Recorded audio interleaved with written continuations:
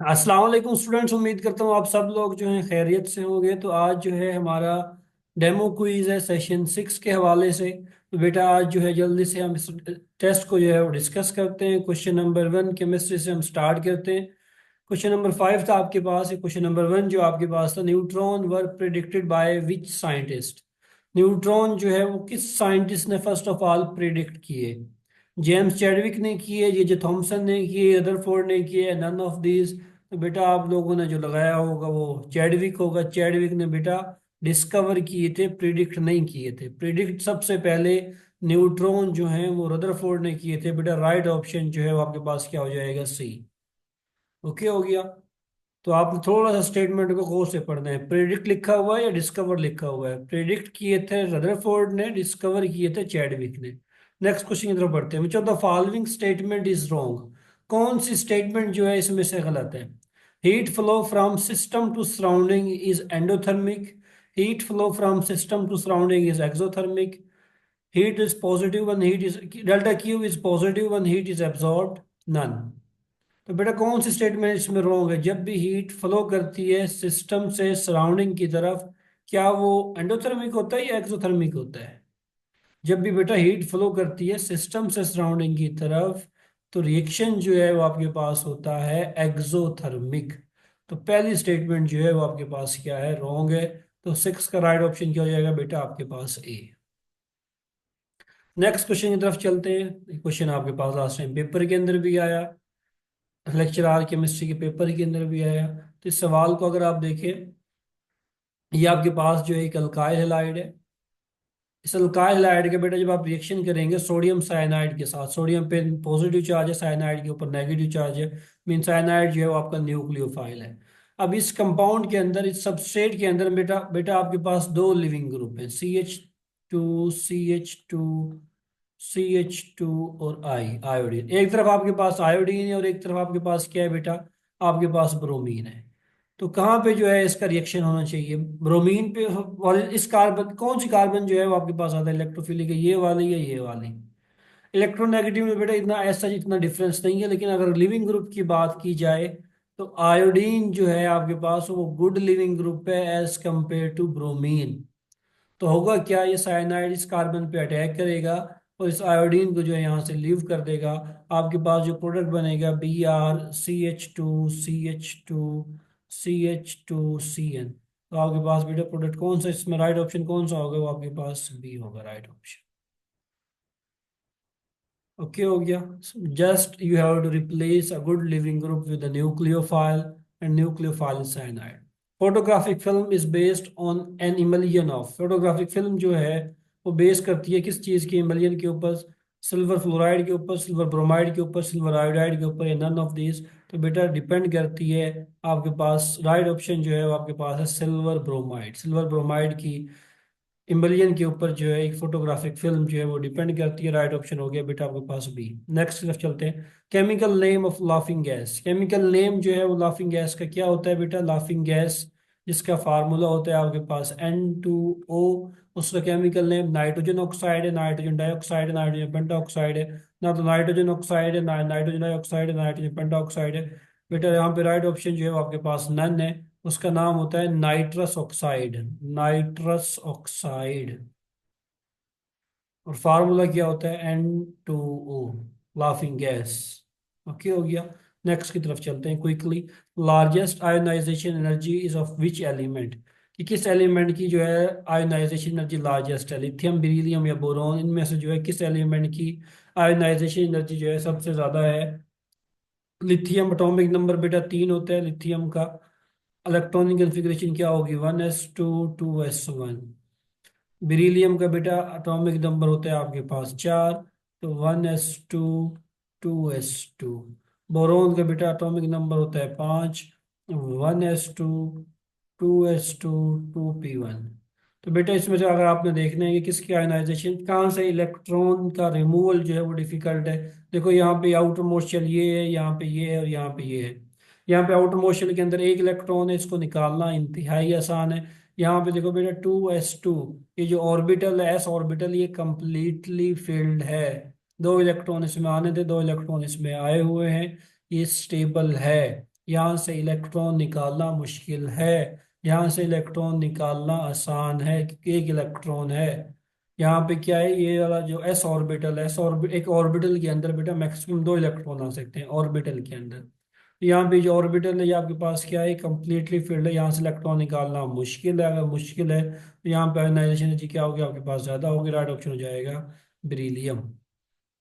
Next की तरफ चलते हैं। हाईएस्ट इलेक्ट्रॉन एफिनिटीज ऑफ, बेटा हाईएस्ट इलेक्ट्रॉन एफिनिटी हैलोजेंस में से अगर आप देखें, फ्लोरीन की होगी, क्लोरीन की, ब्रोमीन की, आयोडीन की। तो बेटा हाईएस्ट इलेक्ट्रॉन एफिनिटी आपके पास होती है क्लोरीन की। फ्लोरीन की क्यों नहीं होती, क्योंकि फ्लोरीन का साइज जो है वो आपके पास छोटा है, इसमें इलेक्ट्रॉनिक रिपल्शन होती है, इसके नतीजे में इलेक्ट्रॉन एफिनिटी डिक्रीज हो जाती है। Nuclear reaction are mostly zero order, first order, second order या नन ऑफ दीज। बेटा जितने भी न्यूक्लियर रिएक्शन है वो हमेशा आपके पास कौन सा ऑर्डर होता है, फर्स्ट ऑर्डर रिएक्शन होता है। नेक्स्ट की तरफ, unit of slope in Arrhenius equation is, बेटा स्लोप का यूनिट जो है वो क्या होता है, केल्विन होता है, पर केल्विन होता है, मोल पर केल्विन होता है, केल्विन पर मोल होता है। तो बेटा देखते हैं कि स्लोप जो है आर्हीनियस इक्वेशन के अंदर बेटा वो इक्वल होती है आपके पास minus activation energy over R के। तो बेटा एनर्जी जो है उसका यूनिट क्या होता है, जाउल पर मोल होता है आपके पास। और आर क्या है, जनरल गैस कांस्टेंट है, जनरल गैस कांस्टेंट। बेटा इसका यूनिट क्या होता है, जाउल पर मोल पर केल्विन। ये किसका यूनिट है आपके पास, जनरल गैस कांस्टेंट का। तो जाउल पर मोल से जाउल पर मोल कैंसिल हो गया, पर केल्विन बेटा जब ऊपर जाएगा आपके पास क्या बन जाएगा, केल्विन बन जाएगा। तो स्लोप का यूनिट क्या हो जाएगा आपके पास, केल्विन हो जाएगा। ओके हो गया। तो राइट ऑप्शन क्या हो जाएगा आपके पास, ए। 13 का राइट ऑप्शन बेटा आपके पास हो गया ए। 14 की तरफ चलते हैं। 14, क्वेश्चन नंबर 14 है बेटा आपके पास। Cigarette smoke contain mainly produce which oxide, cigarette smoke जो होता है उसमें मेनली कौन सा ऑक्साइड होता है, carbon dioxide, nitrogen dioxide, sulphur dioxide, carbon monoxide या आल। तो बेटा सिगरेट स्मोक के अंदर मेनली जो ऑक्साइड होता है वो कार्बन मोनोऑक्साइड होता है, सीओ होता है आपके पास। राइट ऑप्शन बेटा आपके पास हो गया delta, CO. Best indicator for weak base and strong acid, बेटा अगर आपके पास वीक बेस और स्ट्रॉन्ग एसिड है उसके लिए बेस्ट इंडिकेटर जो है वो कौन सा है, फिनोफ्थलीन है, मिथाइल ऑरेंज है, थाइमोल ब्लू है, नो इंडिकेटर इज रिक्वायर्ड। बेटा अगर आपके पास वीक बेस और स्ट्रॉन्ग एसिड है तो बेस्ट इंडिकेटर आपके पास होता है मिथाइल ऑरेंज। और मिथाइल ऑरेंज की जो पीएच रेंज होती है बेटा वो लाई करती है 3.1 से लेके 4.4 की रेंज के अंदर, इसकी क्या करती है, पीएच रेंज करती है। अच्छा, वीक बेस और स्ट्रॉन्ग एसिड हो तो इंडिकेटर कौन सा है, मिथाइल ऑरेंज। अगर आपके पास बेटा हो स्ट्रॉन्ग एसिड और स्ट्रॉन्ग बेस, स्ट्रॉन्ग एसिड और स्ट्रॉन्ग बेस अगर आपके पास है तो बेटा आप यहाँ पे जो इंडिकेटर यूज करेंगे वो कौन सा यूज करेंगे, फिनोफ्थलीन। तो अब जो है आप कौन सा इंडिकेटर यूज करेंगे, फिनोफ्थलीन। और फिनोफ्थलीन की रेंज क्या होती है बेटा, 8.3 से लेके 10 की रेंज में होता है पीएच रेंज। बेटा अगर आपके पास वीक एसिड और वीक बेस है, वीक एसिड और वीक बेस, वीक बेस, तो बेटा वीक एसिड और वीक बेस के लिए कोई ऐसा इंडिकेटर आप यूज नहीं करते, कोई स्पेशल, ना फिनोफ्थलीन, ना थाइमोल ब्लू या मिथाइल ऑरेंज, कोई भी ऐसा इंडिकेटर यहाँ पे यूज नहीं किया जाता। No indicator is suitable. Just आप क्या करते हैं, पीएच को मेजर करने के लिए पीएच मीटर जो है उसका इस्तेमाल करते हैं। और थर्ड केस, अगर आपके पास बेटा स्ट्रॉन्ग बेस हो और वीक एसिड हो, ये चारों केसेस आपने याद रखने हैं, स्ट्रॉन्ग बेस, वीक एसिड, बेटा तब इंडिकेटर भी आप कौन सा यूज करेंगे, फिनोफ्थलीन जो है वो आप यूज करेंगे। फिनोफ्थलीन की पीएच रेंज क्या होती है, 8.3 से लेके 10। तो ये आपने चारों केसेस याद रखने हैं, weak base, strong acid, methyl orange. Strong acid, strong base, phenolphthalein, weak acid, weak base, कोई भी इंडिकेटर यूज नहीं करते, पीएच मीटर से पीएच चेक करते हैं। स्ट्रॉन्ग बेस और वीक एसिड, फिनोफ्थलीन आप यूज करेंगे। ये आपने सब जो है याद रखने हैं लाजमी तौर पे, एग्जाम के हवाले से काफी इंपॉर्टेंट है। द कंसंट्रेशन ऑफ HCl, आपने जो है कंसंट्रेशन जो है वो मालूम करनी है, कंसंट्रेशन सी, या आप इसको जो है मोलैरिटी से याद रख लें, मोलैरिटी जो है वो आपने मालूम करनी है। If it takes 10 ml of 0.5 molar calcium hydroxide, mean calcium hydroxide जो है उसका वॉल्यूम गिवन है V2 गिवन है, उसकी मोलैरिटी M2 गिवन है, need to titrate to 50 ml of HCl। HCl जो है बेटा उसका वॉल्यूम जो है वो गिवन है, वो कितना है 50 ml। तो सबसे पहले बेटा जब भी आप, बहुत ही आसान सवाल है लेकिन आप मिस्टेक जो कर देते हैं वो आंखें बंद करके जो है इसको सॉल्व करने की कोशिश करते हैं। जब भी आपके पास, और ये टाइट्रेशन बहुत इंपॉर्टेंट है केमिस्ट्री पेपर के हवाले से, यहाँ से लाजमी एक सवाल जो है आ रहा होता है लाजमी। तो बेटा जब भी आप टाइट्रेशन के हवाले से कंसंट्रेशन आपने मालूम कर दिया, सबसे पहले आप एसिड और बेस की जो है इक्वेशन लिखें। क्या ये इक्वेशन बैलेंस है कि नहीं है? HCl प्लस कैल्शियम हाइड्रोक्साइड, जब ये रिएक्ट करेंगे बेटा क्या प्रोडक्ट बनेगा आपके पास? कैल्शियम हाइड्रोक्साइड बनेगा आपके पास। और क्या बनेगा बेटा आपके पास? वाटर बनेगा। अब इस इक्वेशन को बैलेंस करते हैं, दो क्लोरीन है तो बेटा यहाँ पे 2 लगा दो। हाइड्रोजन, अच्छा क्लोरीन बैलेंस हो गए, कैल्शियम भी बैलेंस है, हाइड्रोजन कितने हैं? 2 यहाँ पे, 2 यहाँ पे, 4 है तो 2 यहाँ पे लगा दो। अब ये इक्वेशन जो है बेटा बैलेंस है आपके पास। मींस इस रिएक्शन में जो है नंबर ऑफ मोल्स जो है N जो है, आपको HCl कितने चाहिए बेटा? 2 चाहिए। कैल्शियम हाइड्रोक्साइड के नंबर ऑफ मोल्स कितने चाहिए? 1 चाहिए। अब बेटा आप आंखें बंद करके जो है वो फार्मूला लगा दें। यहाँ पे आप एसिड लिखें और यहाँ पे आप लिखें बेस। एसिड कौन सा है बेटा आपके पास? HCl है। बेस क्या? कैल्शियम हाइड्रोक्साइड है। तो फार्मूला लगाएं, M1V1/N1 is equal to M2V2/N2। ठीक हो गया। आपने मालूम क्या करना है? M1 मालूम करना है, तो M1 is equal to M2V2/N2। ये N1 यहाँ डिवाइड हो रहा है, उधर जाएगा तो मल्टीप्लाई हो जाएगा। V2 यहाँ मल्टीप्लाई और यहाँ पे क्या हो जाएगा? डिवाइड हो जाएगा। अब सिंपल आपने क्या करनी है, इसमें वैल्यूज पुट करनी है।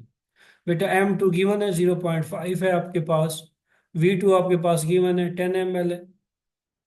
N2 number of moles of calcium hydroxide कितने हैं बेटा? N2, ये N2 है आपके पास, ये N1 है। N2 क्या है आपके पास? 1 है। अच्छा N1 क्या है बेटा आपके पास? N1 number of moles of sulphuric acid वो कितने हैं? हाइड्रोक्लोरिक एसिड वो 2 हैं आपके पास। और V1 कितना है बेटा आपके पास? V1 है आपके पास 50 ml। तो जस्ट यहाँ पे वैल्यू पुट करें, आपके पास 2 टाइम्स 0.5 1 आएगा, 1 डिवाइडेड बाय मल्टीप्लाई बाय 10 आएगा, 10 डिवाइडेड बाय 50। बेटा आपके पास राइट ऑप्शन आएगा 0.2। आपने जल्दी में क्या करना है, आपने लगाना है M1V1 = M2V2। आपका आंसर गलत आएगा क्योंकि ये इक्वेशन जो है ये बैलेंस नहीं है। HCl और कैल्शियम हाइड्रोक्साइड के मोल जो है वो बैलेंस नहीं है। सबसे पहले आपने इनको बैलेंस करना है, तब जाके इसको सॉल्व करना है, वरना आप जो है मिस्टेक कर देंगे। नेक्स्ट की तरफ चलते हैं बेटा। In Volhard method of titration indicator used is, in Volhard method of titration के अंदर जो है कौन सा इंडिकेटर आप यूज करते हैं? फेरिक अलम यूज करते हैं, फ्लोरोसिन यूज करते हैं, पोटाशियम डाइक्रोमेट करते हैं, थायोसिन करते हैं। तो बेटा राइट ऑप्शन जो है वो आपके पास फेरिक अलम जो है वो आप यूज करते हैं। तो वुलहार्ड मेथड बेटा आपके पास क्या है? एक इनडायरेक्ट टाइट्रेशन मेथड है जो कि आप यूज करते हैं हैलाइड की कंसंट्रेशन को जो है मालूम करने के लिए एक सोल्यूशन के अंदर। और यहाँ पे जो बेस्ट इंडिकेटर है वो क्या है? फेरिक आयन या फेरिक अलम जो है वो आप यूज करते हैं एज एन इंडिकेटर। तो 17 का राइट ऑप्शन बेटा आपके पास हो गया ए। नेक्स्ट की तरफ चलते हैं। Copper sulphate is an example of which salt? Copper sulphate में बेटा आपके पास, अगर आप देखें कॉपर सल्फेट को, कॉपर सल्फेट जो है दो चीज़ों से मिलके बना है। एक तो ये बना है कॉपर हाइड्रोक्साइड या कॉपर ऑक्साइड के साथ प्लस सल्फ्यूरिक एसिड के साथ। इन दोनों को मिला के जो है आपके पास ये साल्ट जो है ये बन रहा है। तो ये क्या है? एसिडिक है, बेसिक है, नॉर्मल है कि not be predict? Copper hydroxide बेटा आपके पास वीक बेस है।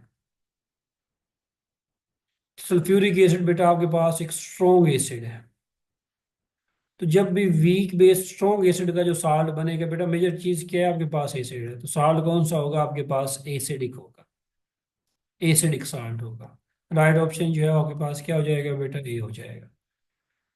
Which term below which term below best describe the more salt? More salt आपके पास सिंपल साल्ट होता है, डबल साल्ट होता है, कॉम्प्लेक्स साल्ट होता है, या कोऑर्डिनेट कॉम्प्लेक्स साल्ट होता है? बेटा राइट ऑप्शन जो है वो आपके पास क्या है? मोर साल्ट आपके पास डबल साल्ट होता है। मोर साल्ट दो चीज़ों का कॉम्बिनेशन होता है बेटा, अमोनियम सल्फेट और आयरन सल्फेट का। अमोनियम सल्फेट और आयरन सल्फेट और 6H2O, ये फार्मूला है आपके पास मोर साल्ट का। अमोनियम सल्फेट और आयरन सल्फेट का जो कम्बिनेशन है उसको बोलते हैं मोर साल्ट, और ये क्या है, डबल साल्ट है, दो साल्ट है इसके अंदर, अमोनियम सल्फेट भी है और आयरन सल्फेट भी है। राइट ऑप्शन हो गया B. Total element in zero group, zero group बेटा किस ग्रुप को बोलते हैं, ग्रुप नंबर 8 को या ग्रुप नंबर 18 को, according to modern classification. Means noble gases वाले ग्रुप को जो है बेटा आप क्या बोलते हैं, जीरो ग्रुप बोलते हैं। और इसमें कितने एलिमेंट होते हैं, 5 6 7 8, तो बेटा इसमें 7 एलिमेंट होते हैं। कौन से, helium, neon, argon, krypton, xenon, radon और ऑर्गेनिज्म। ये आप भूल जाते हो ये वाला, ये भी जो है आपके पास एक सिंथेटिक एलिमेंट है। तो टोटल एलिमेंट 1 2 3 4 5 6 7 एलिमेंट जो है इसके अंदर मौजूद है जीरो ग्रुप के अंदर। राइट ऑप्शन बेटा आपके पास हो गया सी। गलती नहीं करनी आपने इसके अंदर। Ethylene diamine is an example of tridentate ligand, bidentate ligands, tridentate ligand, symmetrical ligand, unsymmetrical ligand या नन ऑफ दिस। तो बेटा राइट ऑप्शन जो है वो आपके पास क्या है, सिमेट्रिकल लिगेंड है। इथाइलिन डायमीन का स्ट्रक्चर क्या होता है बेटा, CH2 ये इथाइलिन डाई, और ये आ गया NH2। ये किसका स्ट्रक्चर है बेटा, आपके पास इथाइलिन डायमीन का स्ट्रक्चर है। और ये आपके पास क्या है, बाइडेंटेट लिगेंड है। बाइडेंटेट का यहाँ पे ऑप्शन नहीं है, बाई क्यों है, क्योंकि इसके पास ये दो तरह से जो है मेटल के साथ कोऑर्डिनेट कर सकते हैं, एक यहाँ से और एक यहाँ से।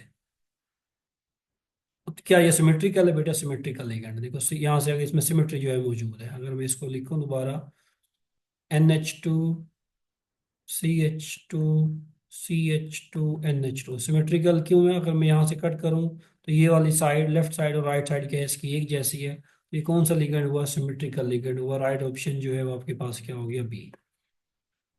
Third law of thermodynamics deal with energy, entropy, enthalpy and none of this. बेटा थर्ड लॉ ऑफ थर्मोडायनेमिक्स जो है वो डील करता है आपके पास किस चीज के साथ, एंट्रोपी के साथ। और एंट्रोपी आपके पास है क्या, डिग्री ऑफ रैंडमनेस और disorderness in system is known as entropy. और एंट्रोपी यूनिवर्स की क्या हो रही है, हमेशा इंक्रीज हो रही है। Geometric isomerism is shown by which compound, lactic acid 2 pentene 1 butene 1 di chloro ethylene. तो बेटा ज्योमेट्रिक आइसोमेरिज्म या जिसको आप बोलते हैं सिस ट्रांस आइसोमेरिज्म, वो शो कौन करेगा, 2 पेंटीन जो है वो आपके पास शो करेगा। 2 पेंटीन का स्ट्रक्चर क्या होगा, 1 2 3 4 5।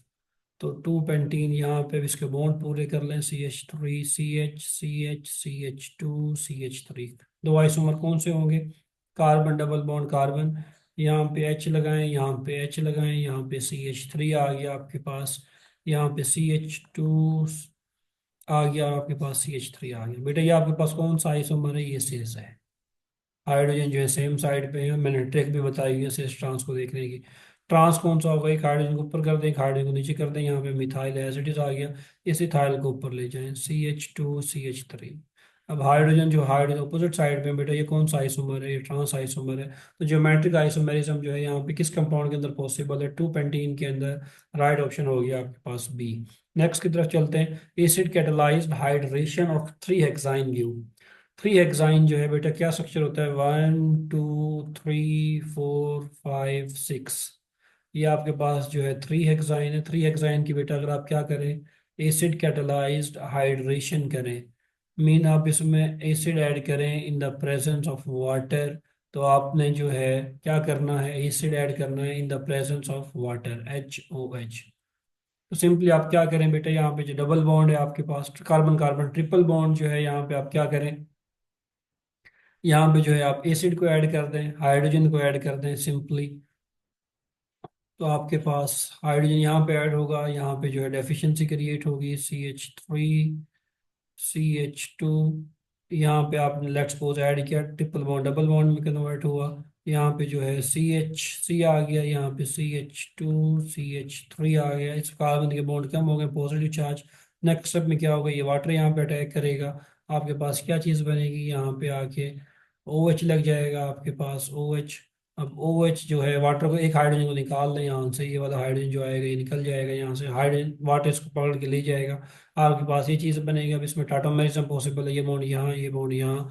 फाइनली जो आपके पास स्ट्रक्चर बनेगा टाटोमेरिज्म के बाद, CH3 CH2 C double bond O CH2 CH3 compound बनेगा, इसको बोलते हैं बेटा 6 कार्बन है, 1 2 3 4 5 6। और थ्री हेक्सानोन जो है वो आपके पास फॉर्मेशन होगी। राइट ऑप्शन हो गया आपके पास delta.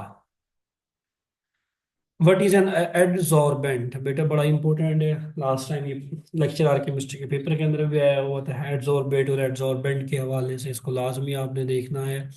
What is adsorbent? A substance that is adsorb on to a surface, a substance that facilitate chemical reaction in solution, a material that attract and hold particle or a molecule on its surface, a liquid that dissolve a solute।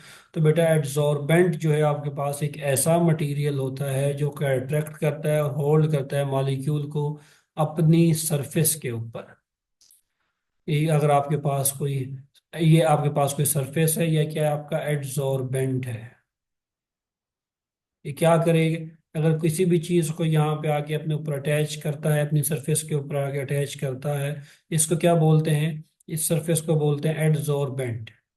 और ये जो चीज आगे absorb हो रही है बेटा, इसको बोलते हैं एड्सॉर्बेट। ठीक हो गया। A substance that is adsorb on to the surface, उसको बोलते हैं एड्सॉर्बेट। और जिस सरफेस पे आगे होते हैं उसको बोलते हैं एड्सॉर्बेंट। तो यहाँ पे राइट ऑप्शन क्या हो गया बेटा? सी हो गया। इसको आपने लाजमी याद रखना है। The catalyst use to convert glucose into ethanol. उस कैटलिस्ट का नाम बताएं जो ग्लूकोज को कन्वर्ट करता है एथेनॉल के अंदर। बेटा राइट ऑप्शन जो है वो आपके पास सी है, जाइमेज जो है वो आप यूज करते हैं। थोड़ी सी स्पीड अप बढ़ाते हैं, जल्दी जल्दी करते हैं। Which of the following show Tyndall effect? Suspension, solution, colloid या लिक्विड? तो बेटा कोलाइड्स जो हैं आपके पास वो क्या करते हैं? वो टिंडल इफेक्ट जो है वो शो करते हैं। राइट ऑप्शन जो है वो आपके पास हो गया है सी। When dispatching medium is gas system is called benzosol, aerosol, aquasol या जोकोसोल। तो बेटा जब डिस्पेशन मीडियम गैस होता है उस सिस्टम को बोलते हैं एरोसोल। राइट ऑप्शन हो गया B. Element obtain from seaweed. Seaweed में जो है कौन सा एलिमेंट होता है? गन पाउडर, आयोडीन, कैल्शियम या मैग्नीशियम? तो बेटा आयोडीन उसमें मौजूद होता है। राइट ऑप्शन हो गया आपके पास बी, 29 का B, iodine. Mass of 2 moles of sulphur dioxide. बेटा 2 मोल का जो मैस है सल्फर डाइऑक्साइड का वो कितना होगा? 1 मोल का बेटा कितना होता है? 1 मोल ऑफ सल्फर डाइऑक्साइड का मैस कितना होगा? सल्फर का बेटा आपके पास होता है 32, ऑक्सीजन के 2 मोल है, 16 टाइम तो 32, 32 32 64। 1 मोल का होता है 64, 64 अगर आपने 2 मोल का निकालना है तो 2 मोल ऑफ सल्फर डाइऑक्साइड का वेट कितना होगा? 64 मल्टीप्लाई बाई 2। 2 4 द 8, 2 6 द 12, 128 कोई ऑप्शन है? किलोग्राम तो नहीं होगा बेटा, ग्राम में होगा। ये भी नहीं, ये भी नहीं। राइट ऑप्शन जो होगा यहाँ पे डेल्टा होगा। डन। आंखें खोलनी है लाजमी जो है, किलोग्राम में नहीं, हमेशा ग्राम में आता है मैथ्स। तो राइट ऑप्शन जो है यहाँ पे नन है, नन। आंखें खोल के।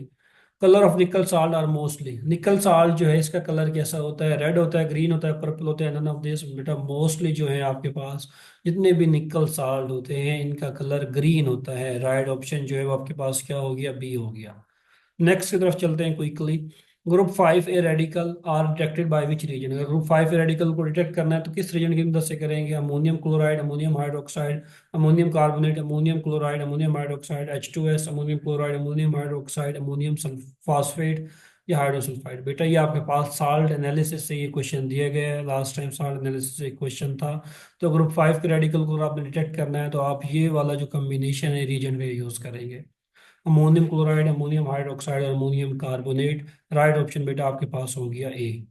इंशाल्लाह इस सेशन के अंदर आपको साल्ट एनालिसिस के हवाले से भी जो है डिटेल्स प्रोवाइड की जाएंगी। स्ट्रॉन्गेस्ट बॉन्ड इज अमंग, इनमें से जो है HF, HCl, HBr, HI में जो है स्ट्रॉन्गेस्ट बॉन्ड किसके दरमियान में? बेटा HF के दरमियान में है।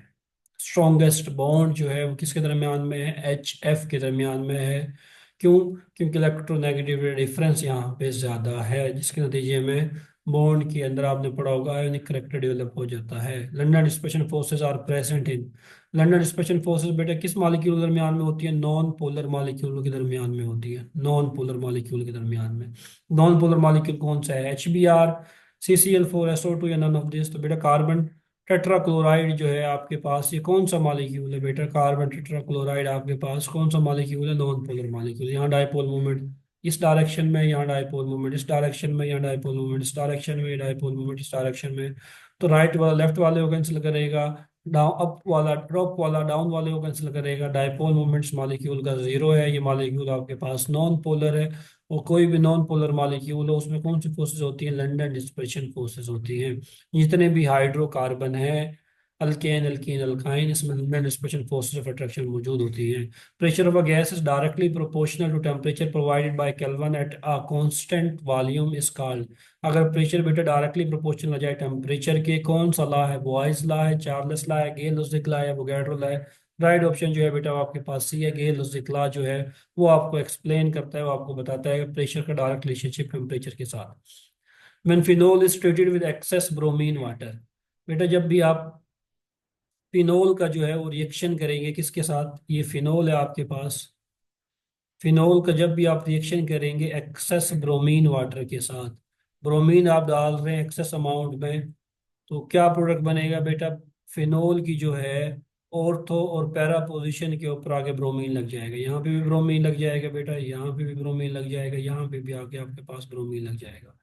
तो ये 1 2 3 4 5 6, 2 4 6 ट्राई ब्रोमोफिनोल जो है उसकी फॉर्मेशन होगी। राइट ऑप्शन हो गया बेटा डेल्टा आपके पास।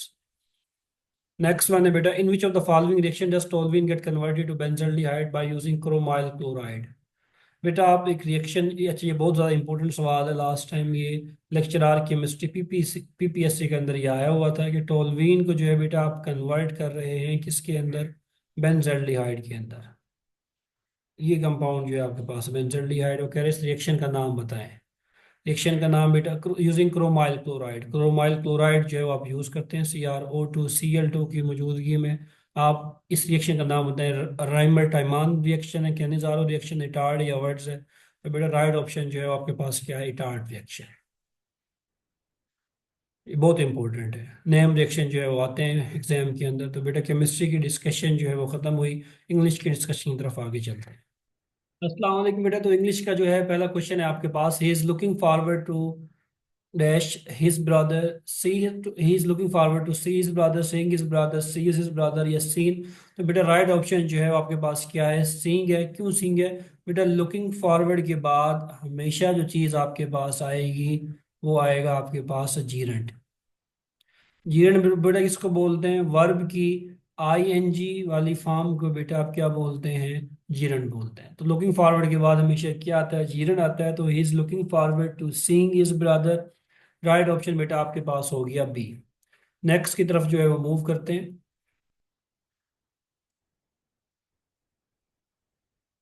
अच्छा नेक्स्ट क्वेश्चन है आपके पास, मिनट में इसको रेस कर दूं पहले वाले को। Take a wind out of someone snail mean. बेटा ये आपके पास जो है एक फ्रेज गिवन है, आपसे जो है इसका मतलब बताना है। इसका मतलब क्या है? To change the direction of someone, to make someone feel less confident, to make someone feel more confident, to destroy someone. Take a wind out of someone's nail, इसका मतलब है to make someone feel less confident. Right option बेटा आपके पास हो गया B. Next की तरफ move करते हैं। एंटोनिम ऑफ रुथलेस, रुथलेस कहते हैं बेटा बेरहम को। तो बेरहम जो है उसका एंटोनिम क्या होगा? मर्सीफुल होगा, क्रूअल होगा, मैजेस्टिक होगा, यह अनहेल्थी होगा? बेरहम, रुथलेस का क्या मतलब है? बेरहम। और मर्सीफुल क्या है? रहम करने वाला आपके पास। तो रुथलेस का एंटोनिम क्या हो जाएगा बेटा? मर्सीफुल। राइट ऑप्शन आपके पास हो गया ए। नेक्स्ट की तरफ मूव करते हैं। चूज द करेक्ट वन, आपने जो है करेक्ट वन जो है वो चूज करना है। The jury is divided in their decision, the jury are divided in their decision, the jury were divided in their decision। none। बेटा जब भी कलेक्टिव नाउन हो ना आपके पास, तो वर्ब जो है आपके पास सिंगुलर भी आ सकता है और प्लूरल भी आ सकता है। सिंगुलर बेटा आपके पास तब आएगा जब यूनेनिमस डिसीजन हो, यूनेनिमस एक ही डिसीजन लिया हो सब लोगों ने जो है। और प्लूरल वर्ड वर्ब तब आएगा जब हर कोई जो है इंडिविजुअल लेवल पे अपना डिसीजन ले रहा हो। देखिए यहाँ पे जो है ज्यूरी डिवाइडेड थी, मुत्तफिका का फैसला नहीं है, हर किसी ने अलग अलग फैसला किया है, इसीलिए यहाँ पे ज्यूरी के साथ क्या आएगा? आर आएगा। राइट ऑप्शन क्या होगा आपके पास? बी आएगा। The jury are divided in their decision. अगर यूनानिमस डिसीजन होता तो jury is taken their decision. फिर आपके पास जो है unanimously, the jury is taken their decision unanimously, तो फिर आपके पास क्या आएगा? इज आएगा। जब डिवाइड हो डिसीजन तो आर आएगा, सेम डिसीजन हो तो फिर आपके पास वर्ब जो है सिंगुलर आएगा। Choose the correct one. Correct one जो है आपने चूज करना है। I have told him often to write clearly, I देखना है आपने। I have told him to write often clearly, often नहीं। I have told often told him to write clearly, I have told him often to write clearly, right option जो है बेटा वो आपके पास ही है। नेक्स्ट की तरफ मूव करते हैं, सब्जेक्ट वर्ब आपने देखना है। Pick correct one. He came here at 6 o'clock in the evening on Sunday in June in 2021। He came here at 6 o'clock in the evening on Sunday in 2021 in June. He came here in the evening at 6 o'clock on Sunday in June 2021। तो बेटा यहाँ पे आपने जो है order of time elements जो है उनको फॉलो करना है।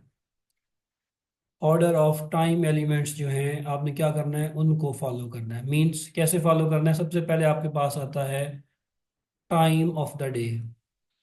टाइम कितना है आपके पास, दिन का कितने बजे है। फिर आपके पास आता है बेटा डे। फिर आपके पास आता है बेटा मंथ। और मंथ के बाद आपके पास आता है बेटा ईयर, साल आता है। तो देखें इसमें कौन सा फॉलो करता है। Time of the day 6 o'clock आ गया। फिर आपके पास डे आ गया, इवनिंग संडे आ गया। फिर आपके पास मंथ आ गया, जून आ गया। फिर आपके पास ईयर आ गया 2021। तो इस सीक्वेंस को बेटा जो फॉलो कर रहा है वो आपके पास ए ऑप्शन कर रहा है। राइट ऑप्शन हो गया आपके पास ए। बाकी फॉलो नहीं कर रहे, आप चेक कर सकते हैं। पेडागोगी के बेटा MCQs which of the following strategy are most often in preventing misbehavior in classroom। अगर आपने मिसबिहेवियर जो है उसको प्रिवेंट करना है क्लासरूम के अंदर, आप क्या करें।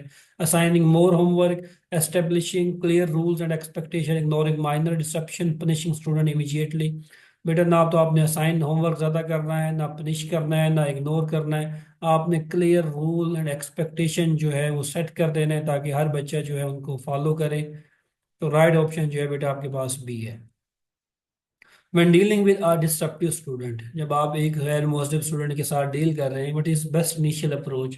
आपकी बेस्ट इनिशियल अप्रोच क्या होगी। Sending the student to the principal, आप स्टूडेंट को जो प्रिंसिपल के पास भेज दें। Sending the student to the parents, addressing the behaviour privately. आप जो बेटा नॉर्मली करते हैं, आप या तो प्रिंसिपल के पास बच्चे को उठा के ले जाते हैं या उसके पेरेंट्स को बुला लेते हैं। आपने ये दोनों काम नहीं करने। जब भी आप एक नाखुशगवार बच्चे के साथ जो है डील कर रहे हैं, जो उसको जो है बात करने की तमीज़ नहीं है, आपने क्या करना है, उस मसले को जो है एड्रेस करना है प्राइवेटली। सबके सामने भी उसकी बेइज्जती नहीं करनी, उसको जो है अलग बुला के समझाने की कोशिश करनी है। और मोस्टली जो है वो समझ जाते हैं। अगर सबके सामने करेंगे तो उसके अंदर जो डर खौफ है वो ख़त्म हो जाएगा और वो इसको लाइट लेगा, और वो अच्छा नहीं है। What should a teacher do if a conflict arise between two student. अगर दो स्टूडेंट्स के दरमियान में कोई कॉन्फ्लिक्ट आ गया तो स्टूडेंट टीचर्स को जो है वो क्या करना करना चाहिए। To take side of the student who is usually well behaved, नहीं। Ignore the conflict and continue the lesson, नहीं। mediate the conflict and guide students toward a resolution, send both student to the principal office, नहीं। आपने क्या करना है, as a mediator का काम करना है और उस मसाले को जो है ख़त्म करने की कोशिश करनी है। मीन सुलह सफाई आपने करवानी है बच्चों के दरमियान में, से पहले के मसला मजीद बढ़े। जो the following activity is most appropriate for understand level of Bloom taxonomy. Bloom taxonomy के लेवल्स आपने पढ़े हैं डिटेल से, जो है वीडियो भी मौजूद है। तो अंडरस्टैंड लेवल जो है वो किस बारे में, कौन सा पॉइंट उसको एक्सप्लेन कर रहा है। Listing the date of historical event, नहीं। एक्सप्लेनिंग, बेटा अंडरस्टैंड का मतलब है explaining the significance of historical event. आप कोई हिस्टोरिकल इवेंट जो है उसके सिग्निफिकेंस को एक्सप्लेन कर रहे हैं, उसको अंडरस्टैंड कर रहे हैं। डिजाइनिंग एन एक्सपेरिमेंट, नहीं। तो सिंथेसिस में आ जाएगा। इवेलुएटिंग द इफेक्टिवनेस, नहीं। तो राइट ऑप्शन जो है बेटा आपके कौन सा होगा, explaining the significance of historical event. Right option हो गया आपके पास बी। ये the following is example of summative assessment. बेटा सुमेटिव असेसमेंट जो है वो क्या होती है आपके पास। सुमेटिव असेसमेंट एक ऐसी असेसमेंट है जो कि आप यूज करते हैं स्टूडेंट की लर्निंग को एवेलुएट करने के लिए at the end of a particular instructional period. ये आपके पास मिड टर्म एग्जाम जैसे आप लेते हैं या आप मिड फाइनल एग्जाम लेते हैं, तो उसके ऊपर जो असेसमेंट होती है उसको बोलते हैं सुमेटिव असेसमेंट। मीन आप एक प्रॉपर इंस्ट्रक्शनल पीरियड के बाद एक बच्चे से जो है उसकी परफॉर्मेंस को एवेलुएट कर रहे हैं, वो किसके अंदर आएगा, सुमेटिव असेसमेंट के अंदर। तो weekly quizzes, mid term quizzes, class discussion या होमवर्क असाइनमेंट। ना तो होमवर्क असाइनमेंट आएगी ना क्लास डिस्कशन आएगी। बेटा मिड टर्म एग्जाम्स जो है वो आपके अंदर किसके अंदर आएंगे, सुमेटिव असेसमेंट के अंदर आएंगे। वीकली क्विजेज नहीं आएंगे। एक प्रॉपर इंस्ट्रक्शनल पीरियड के बाद जो आप क्विजेज ले रहे हैं वो किसके अंदर आएगा, मिड टर्म एग्जाम के बाद अंदर आएगा। राइट ऑप्शन हो गया आपके पास B. What does the term reliability refer to the context of the testing? Reliable, हम क्या किस चीज़ को reliable कहते हैं बेटा, जो मुख्तलिफ कंडीशन में जो है क्या दे, सेम रिजल्ट दे, हम क्या बोलते हैं ये चीज़ रिलायबल है। The accuracy of the test is measuring what is intent to measure, accuracy नहीं। The consistency of the test result across different instances, the test ability to cover a broad range of health context, the ease of administering the test नहीं। बेटा consistency मुस्तकिल मिजाजी से जो है अगर आप एक ही ग्रेड्स हासिल कर रहे हैं उसको क्या बोलते हैं, रिलायबल है। ये चीज़ आपके पास reliable, the consistency of test result across different instances, मुख्तलिफ मौके पे आपने टेस्ट लिए बच्चों के, एक बच्चे के, और उसके जो है हर टेस्ट में जो है कंसिस्टेंटली 69, 68, 69, 67 कंसिस्टेंटली के साथ अगर एक जैसे ही मार्क्स आ रहे हैं, एक्यूरेट मार्क्स आ रहे हैं, तो हम क्या बोलेंगे ये चीज़ जो है रिलायबल है। 69, 68, फिर 69, फिर 69, रिलायबल है ये चीज़ आपके पास। राइट ऑप्शन जो है आपके पास क्या आ जाएगा, बी आ जाएगा। शंघाई कॉरपोरेशन ऑर्गेनाइजेशन, बेटा अब जनरल नॉलेज स्टार्ट हो गई है। SCO, Shanghai corporation organisation, short abbreviation क्या है आपके पास, SCO। वास्ट सेटअप कब बनी, 2001 में, 2 में, 3 में या 4 में? बेटा 2001 में जो है ये बनी थी, और मेजर इसके शेयर होल्डर जो हैं वो रशिया, चाइना और इंडिया है। पाकिस्तान भी इसका मेंबर है। Name the tallest Pakistani man who died on 2 जुलाई 2024, उस टालेस्ट पाकिस्तानी बंदे के नाम बताएं जो 2 जुलाई 2024 को जो है फोर्थ हुआ। जिया शाहिद, नसीम सुमरो, आलम चन्ना, नन ऑफ दिस। तो बेटा उस बंदे का नाम था जिया शाहिद। आप इसकी पिक्चर देख लें ताकि आपको भूले ना। इन MX Excel the shortcut key used to hiding rows, control plus H, control plus H7, control plus 9, none of these। तो बेटा जो MS Excel के अंदर जो की आप यूज करते हैं हाइडिंग रोज करने के लिए वो क्या है, कंट्रोल प्लस 9। नेक्स्ट वन बेटा, नेक्स्ट वन की तरफ चलते हैं। How many camel were सेक्रीफाइड on the occasion of हज बाय हजरत मोहम्मद सल्लल्लाहु अलैहि वसल्लम ने जो है हज के मौके पर कितने ऊँटों की जो है वो कुर्बानी की थी? 60 एनिमल की, 63, 65 या 67? तो बेटा राइट ऑप्शन जो है वो आपके पास है 63 कैमल्स की जो है वो कुर्बानी की थी आप सल्लल्लाहु अलैहि वसल्लम ने। राइट ऑप्शन हो गया बी। बेटा द लास्ट क्वेश्चन है आपके पास, the bird crow is mention in Quran Surah, कि जो कौवा, कौवे का जिक्र जो है कुरान पाक की किस सूरत में आया है? नमल में आया है, मायदा में आया, तौबा में आया या अनफाल में आया? तो बेटा कौवे का जिक्र जो है वो आपके पास किस आयत में आया है? मायदा के अंदर आया है। तो बेटा ये जो है आज के डेमो क्विज क्विज जो है वो आपके पास खत्म हो गया।